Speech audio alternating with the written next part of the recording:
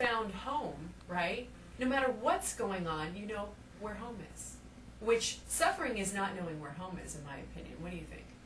I think you're right. I think that suffering comes from, in essence, taking a look at the moment and making it wrong.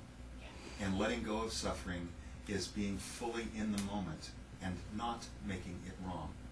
I'll use a story that has recently come for me, which is that I lost a little medicine bag that I started making up probably 20 years ago, and I carry it around with me pretty much everywhere. It's just a Native American tradition with little, like my bear fetishes and buffalo fetishes and some Herkimer diamonds and obsidian, just little things that I find meaningful. My little boy really loves. Mm-hmm. So we were on our recent trip to Mount Shasta, and one day I noticed that it was missing. Mm-hmm. And I couldn't find it anywhere. And I got to go, okay, golly. And I noticed that I could go off on that track of, you know, getting out the big whip and making myself wrong for not keeping better track of it. And I also noticed, well, maybe I'm finished with it. Mm. Maybe there is someone in the world who will find it an extraordinary gift. Mm-hmm. And I let it go, and I noticed, and I actually journaled about the fact that I hadn't spent any time suffering from losing something that I had placed a lot of value on. You bring up a really great point. If we're going to, let's split a hair. This is my favorite thing to do. Well, one of them. When we love to attach meaning to everything. That's how we avoid pain. So like my husband would say to me right now, well, what if you just lost your bag and that was it? And there's the next moment. Right? What do we do with the isness? Why do we have to tell ourselves a story? I know I do. I would much rather think I lost my bag and somebody else found it and it made me feel good, versus the alternate story, which is I lost my bag, I missed my bag, right? What about the middle path, which is I lost my bag, period. The next moment, here's just me, and there's no noticing that there's no bag or not. We don't attach any meaning to it. Split this hair with me. You know what I'm talking about. I do, and I don't pretend that I took that path of absolutely not noticing or not having any sensation at all, not any feelings at all. What I celebrated was that because I wasn't attached to the outcome, whether I found it or not, didn't pull me into any suffering or into any make wrong of the situation. Now, the end of the story is that several days later, I found it. Mm-hmm. And okay, great, it's back again. And I just let that go.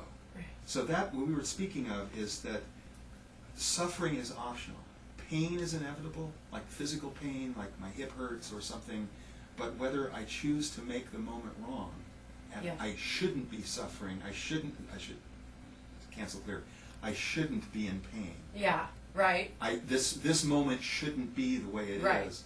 That's when I create suffering for myself. Right. Like my bag is gone. You know, what wrong. Did I do, and that's wrong. I'm wrong. So what do you think the difference is between us and the Dalai Lama? Like, what if he lost his bag? Do you think he gets upset about stuff like that? I would certainly be surprised. Would you?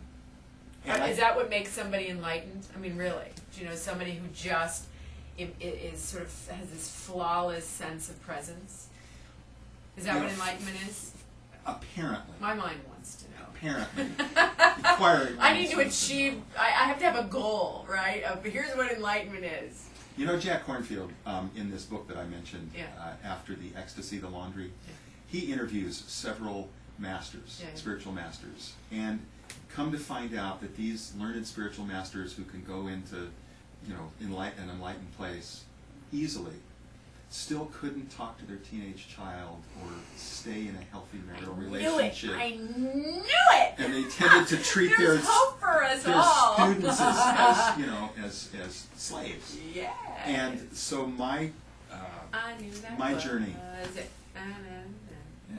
My journey's been to integrate and be able to have healthy social relationships and have really good connections with people, really honoring and respectful connections.